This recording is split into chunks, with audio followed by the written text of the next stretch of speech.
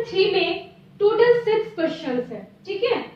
यहाँ पे सबसे पहले हम फर्स्ट क्वेश्चन को देखेंगे। तो क्वेश्चन नंबर 3 में है from the pair of linear equations for the following problems and find their solution bye substitution method. जैसा कि मैंने पहले ही बता दिया था कि एक्सरसाइज 3.3 में हम जितने भी प्रॉब्लम्स को सॉल्व करेंगे वो सब्स्टिट्यूशन मेथड को ही पढ़ेंगे। तो इसमें भी क्या है कि आपके यहाँ पे क्वेश्चन नंबर 3 में टोटल 6 क्वेश्चंस है। उस 6 क्वेश्चंस में आपको क्या करना है from the pair of linear equations. आपको क्वेश्चंस के according pair of linear equations बनाने हैं। देन आपको क्या करना है, उसे सॉल्यूशन मतलब सॉल्व करना है किससे, बाय सब्स्टिट्यूशन मेथड से, ठीक है। तो सबसे पहले हम क्वेश्चन नंबर 1 देखते हैं। The difference between the two number is 26, ठीक है। दो नंबर का जो डिफरेंस है वो कितना है, 26 है, ठीक है। And one number is 3 times the other, find it. और एक जो नंबर है वो क्या है, 3 टाइम्स क्या है, वन नंबर उसका 3 टाइम्स है दूसरे वाले से, अदर नंबर से। तो फाइंड इट, तो वो नंबर क्या हो सकता है फर्स्ट सेकंड, उसे हमें फाइंड करना है। तो हम सबसे पहले जब भी हम मैथ्स में क्या करते हैं, किसी भी सॉल्यूशन को सॉल्व करते हैं तो क्या करते हैं, जिसे हमें फाइंड करना है उसे ही हम लेट कर लेते हैं, सबसे अच्छा तरीका होता है। तो यहाँ पे देखो, जब हम डिफरेंस करेंगे तो बड़ा नंबर में छोटा नंबर को माइनस करेंगे ना, देन आपको कुछ डिफरेंस मिलेगा। तो यहाँ पे हम यहाँ पे कर सकते हैं लेट द ग्रेटर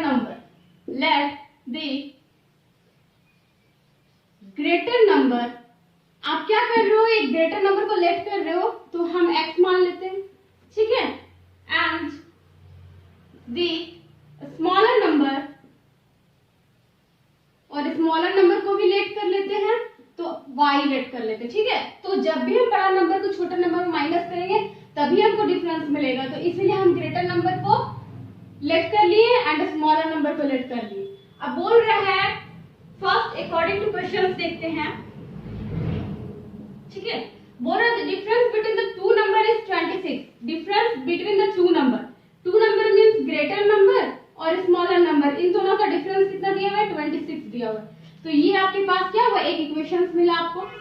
सेकंड बोल रहा है and one number is 3 times than the other.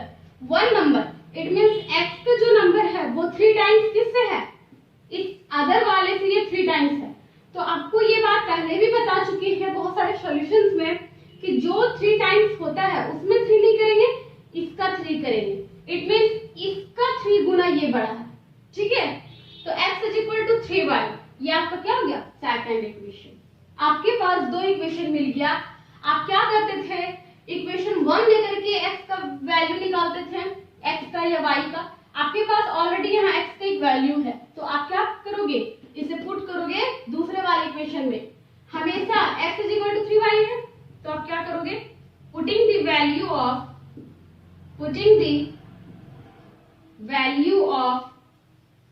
x इन इस जो इक्वेशन 2 में मेरा जो x is equal to 3y है उसको किस में पुट करेंगे, इक्वेशन 1 में। अब इक्वेशन 1 में x का वैल्यू पुट करते हैं तो x यहाँ x माइनस y है, x का वैल्यू कितना है 3y and minus y is equal to 26। ये 3y कहाँ से आया, x का वैल्यू, ठीक है। अब आप यहाँ पे देखो 3y minus y means 2y is equal to 26 which implies that y is equal to 26। यहाँ 2 क्या है, मल्टीप्लिकेशन में है, तो यहाँ आएगा तो डिवाइडेड बाय 2, 2 1 जा 2, 2 1 जा 2, 2 2 जा 2 3 जा 6, ठीक है। इट मींस आपको जो y मिला वो कितना मिला, 13 मिला। आपके पास एक y का एक एग्जैक्ट वैल्यू मिल गया 13। अब आप इससे क्या कर सकते हो, x का वैल्यू इजीली फाइंड कर सकते हो। तो आप यहाँ क्या कर सकते हो, पुटिंग द वैल्यू ऑफ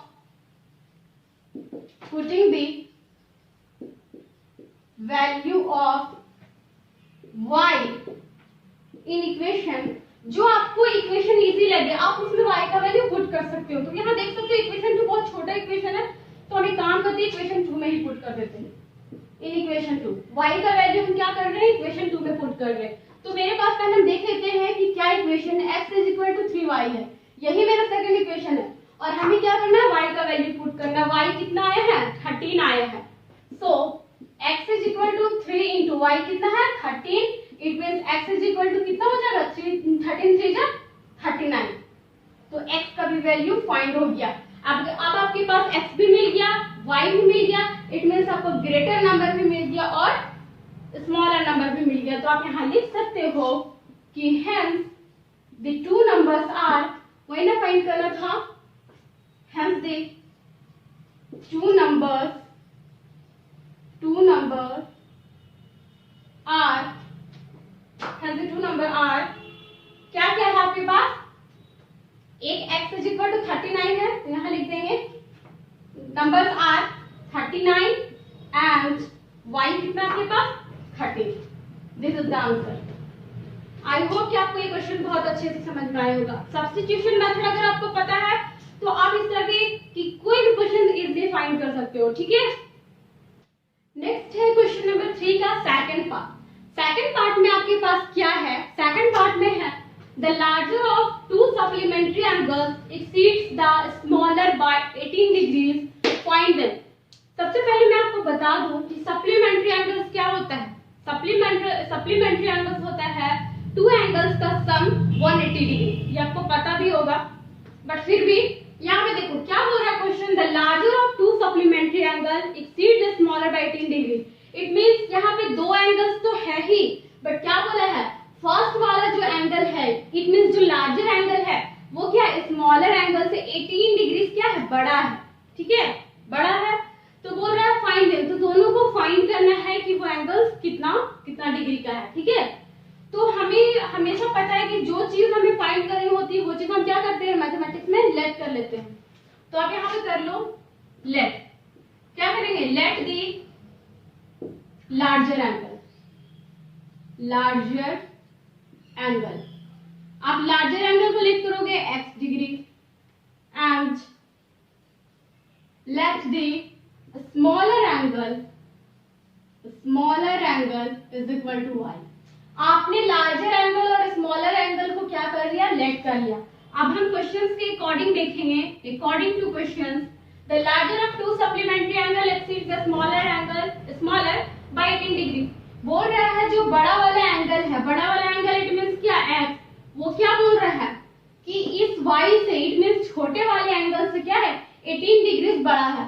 तो हम हमेशा जानते हैं 18 डिग्री ये बड़ा है ना, तो इसमें प्लस 18 करेंगे क्योंकि हमें क्या करना पड़ता है, इस इक्वल को बैलेंस करना पड़ता है। तो x is equal to y plus में 18। तो ये आपके पास एक इक्वेशन बना, इक्वेशन 1। सेकंड इक्वेशन बहुत इजी है, यहाँ पे लिखा है सप्लीमेंट्री एंगल, इट मींस क्या, x plus y, it means two angle का सम क्या, 180 डिग्री, ये है मेरा supplementary angle.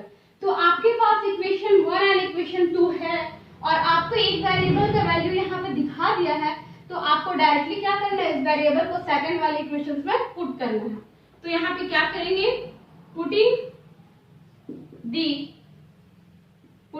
Value of x किस में पुट करेंगे, इन इक्वेशन 2 में, इन इक्वेशन 2। अब 2 में पुट करते हैं x का वैल्यू, तो x यहाँ पे है, x का कितना है, y प्लस 18 है वैल्यू, तो यहाँ पे लिखेंगे y प्लस में 18 एंड प्लस में y ऑलरेडी है और इज इक्वल टू 180 डिग्री, ठीक है, ये 18 डिग्री है, ये भी 18 डिग्री। अब आप यहाँ पे देखो y प्लस y क्या हो जाएगा, 2y हो जाएगा और 180 में माइनस 18 करेंगे, चलो यहाँ पे कर भी देते हैं, 180 में माइनस 18 तो आपको क्या मिलेगा, यहाँ पे देखो y इज इक्वल टू, यहाँ जो 2 है मल्टीप्लीकेशन वो डिवाइडेड बाई 2 आएगा और 180 में माइनस 18 करेंगे तो कितना आ जाएगा, 10 में 8 जाएगा तो 2, 7 में 1 जाएगा तो 6 और 162, 2 1 जा 2, 2 8 जा 16, 2 1 जा 2। अब आप यहाँ देखो y इज इक्वल टू आपके पास 81 डिग्री आ गया है, इट मींस y का एक एग्जैक्ट वैल्यू मिल गया 81 डिग्री, ठीक है। इट मींस स्मॉलर एंगल आपको पता चल गया कितना है, 81 डिग्री। तो हमें क्या करना है, supplementary angle, sorry larger angle को क्या करना है, फाइंड करना है। तो मेरे पास एक इक्वेशन है, इक्वेशन 1, तो हम y का वैल्यू इक्वेशन 1 में पुट कर सकते हैं। तो putting the value of y, आप चाहो तो किसी में भी पुट कर सकते हो, इक्वेशन 1 इक्वेशन 2 किसी में भी, जो आपको अच्छा लगे, बट हमेशा क्या करना है, जो इजी इक्वेशन होगा हम उसी को लेते हैं। तो इक्वेशन 1 में करते हैं, putting the value of y, putting the value of y in equation किसमें पुट करेंगे हम? इक्वेशन 1 में। अब आपके पास जो इक्वेशन 1 है वो क्या है? x is equal to y plus 18, यही ना है? x इज इक्वल टू क्या है? y प्लस में 18 डिग्री है आपके पास। तो आप यहाँ देखो, आप किसका वैल्यू पुट कर रहे हो? y का। तो x को तो रहने देंगे, y का वैल्यू क्या है? 81 डिग्री। तो 81 डिग्री और प्लस में यहाँ पे 18 डिग्री है। अब जब x इज इक्वल टू ये दोनों को सम करोगे तो 819 एंड 819, हाँ 99 डिग्री। अब आप देखो x का भी आपको मिल गया वैल्यू 99 डिग्री। इट मींस आपके पास लार्जर एंगल 99 डिग्री आया है एंड स्मॉलर एंगल कितना आया है? 81 डिग्री। तो आप यहाँ लिख सकते हो कि hence the two supplementary angles are, hence the two, ऐसे नहीं लिखेंगे तो यहाँ पे लिख सकते हैं कि hence the larger angle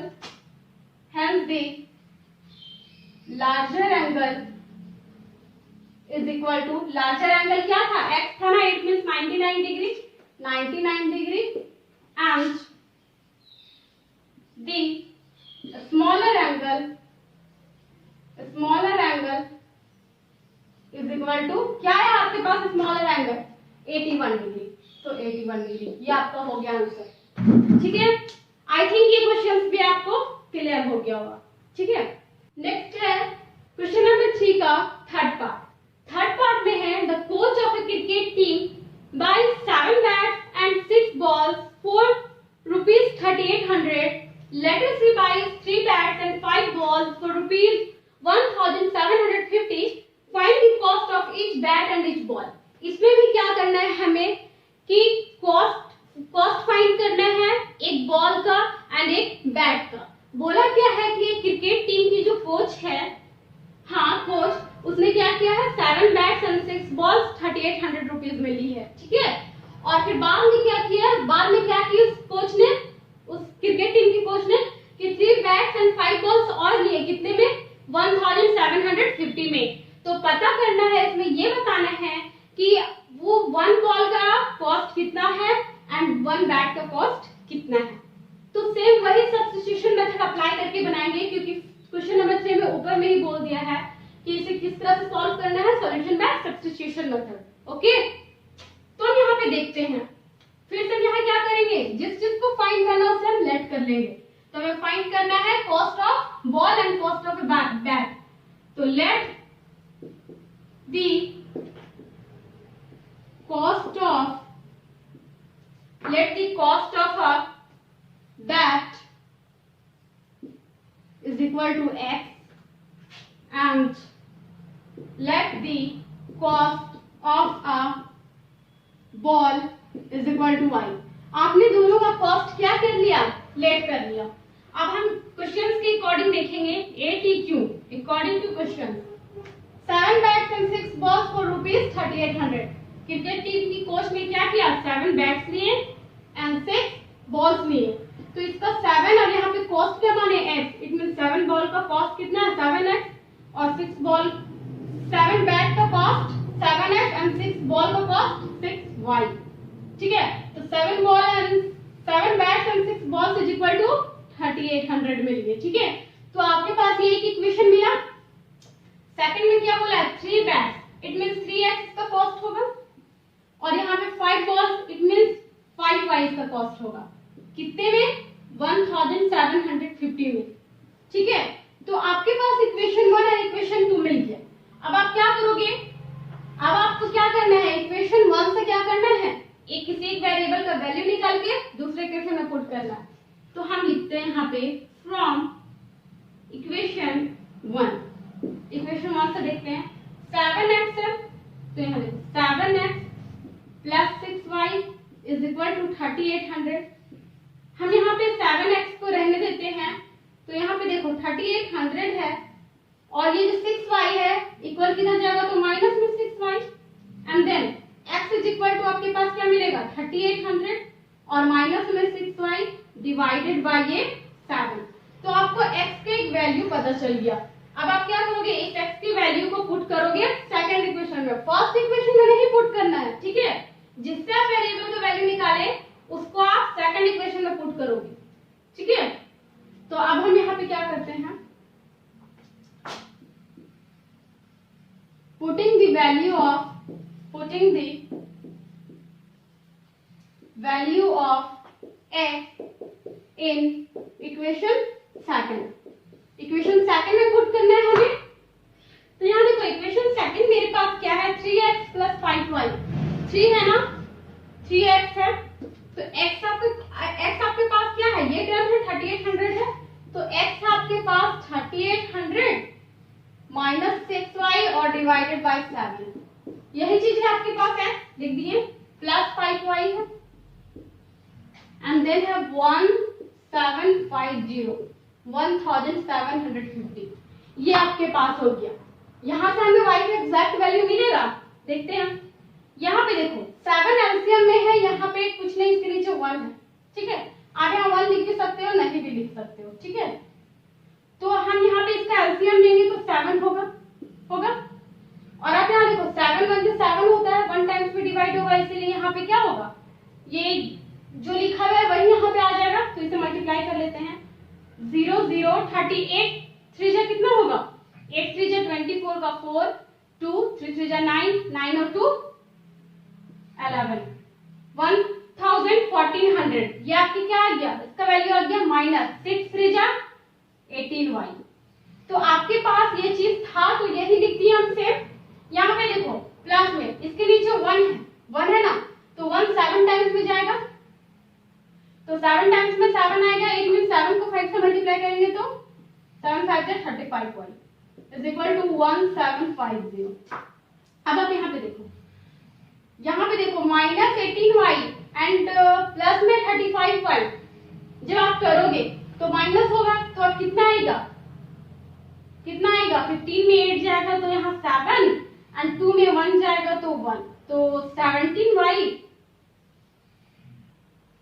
and ये जो है आपके पास 17y, हाँ, और प्लस में आपके पास क्या है 11400 है, और ये जो 7 है इधर मल्टीप्लिकेशन में जाएगा तो क्या आ जाएगा, यहाँ जब मल्टीप्लाई करोगे तो 7 5 जा 35 का 5 हाथ में 3 रह गया, 7 7 जा 49, 49 एंड 3 49 3 50 51 52, इट मींस 2 5 7 1 जा 7 7 5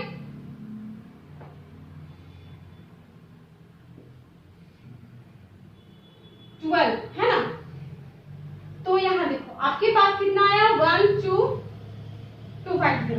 अब हम क्या करेंगे 17y को रहने देंगे और 12250 में माइनस कर देंगे दिस पार्ट को, तो 11400, इट मींस आपके पास जो आएगा तो y इज इक्वल टू यहाँ कुछ तो आएगा और डिवाइडेड बाय ये 17 हो जाएगा आपके पास।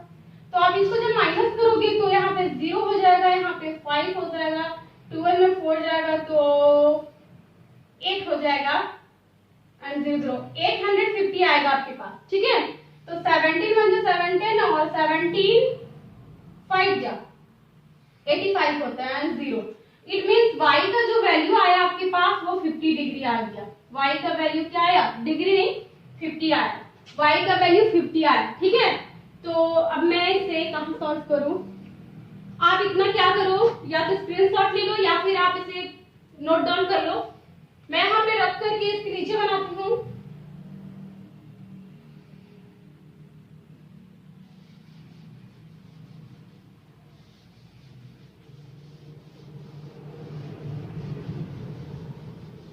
देखो y की एग्जैक्ट वैल्यू 50 आ गया ना। अब आप क्या करोगे, इस y का वैल्यू क्या करोगे, इक्वेशंस क्या था मेरा, इक्वेशंस भी हटा दिए, 1 सेकंड। इक्वेशंस जो मेरे पास था वो था एक 7x प्लस में 6y इज इक्वल टू 3800, ये इक्वेशंस था आपके पास, और सेकंड इक्वेशन था वो था 3x प्लस में 5y इज इक्वल टू 1750, यही दो इक्वेशंस था आपके पास, है ना। तो आपको y का एग्जैक्ट वैल्यू पता चल गया, तो अब आप y का वैल्यू किसी भी एक इक्वेशन में पुट कर सकते हो। चलो इक्वेशन 2 में पुट करते हैं, तो क्या करेंगे, putting the value of y in equation 2। ठीक है, जब आपको एग्जैक्ट वैल्यू मिल जाता है ना तो आप किसी भी इक्वेशंस में पुट कर सकते हो। तो अब y का वैल्यू 50 आ गया है तो हम इस इक्वेशन में इक्वेशन 2 में पुट करते हैं। तो 3 का 3 x का x प्लस 5 इंटू y का वैल्यू 50 है एंड 1750। ठीक है, अब आप यहाँ देखो 3x है, यहाँ देखो 1750 है और इसे जब इधर करेंगे तो माइनस में आएगा 5 5 जा 25 तो 250 आएगा। अब आप यहाँ देखो x इज इक्वल टू यहाँ पे जो भी आएगा डिफरेंस उसके डिवाइडेड बाय 3 होगा और यहाँ देखो जब डिवाइड करेंगे तो 0 एंड 0 7 में 2 जाएगा तो 5 1 1500 आएगा। 3 1 जो 3 3 5 जो 15 500। इट मींस आपको x का भी वैल्यू मिल गया 500। तो हमें यही तो फाइंड करना था कि x का वैल्यू और y का वैल्यू क्या आएगा। इट मींस आप x किसको माने थे, बैट को माने थे एंड y किसको माने थे, बॉल को माने थे। ये तो आपको यहाँ पे फाइंड हो गया। तो अब आप सबसे नीचे लाइन में आप यहाँ लिख सकते हो कि हेंस द कॉस्ट ऑफ अ क्या माने थे, cost of a bat. Bat को आपने क्या माना था, x माना था तो आ गया आपके पास ₹500 and the cost of a ball is equal to ball को आपने y माना था ₹50। ये हो गया आपका आंसर। आई थिंक ये क्वेश्चंस भी समझ में आ गया होगा। ठीक है, तो आपको क्या मिल गया, बैट का भी कॉस्ट मिल गया एंड बॉल का भी कॉस्ट मिल गया। ठीक है, ठीक है, ठीक है, फिर मिलते हैं। इसी का जो 3 पार्ट्स और भी बचे हुए हैं 4 5 एंड 6 वो हम कल कंटिन्यू करेंगे। ठीक है, thank you, thanks for watching.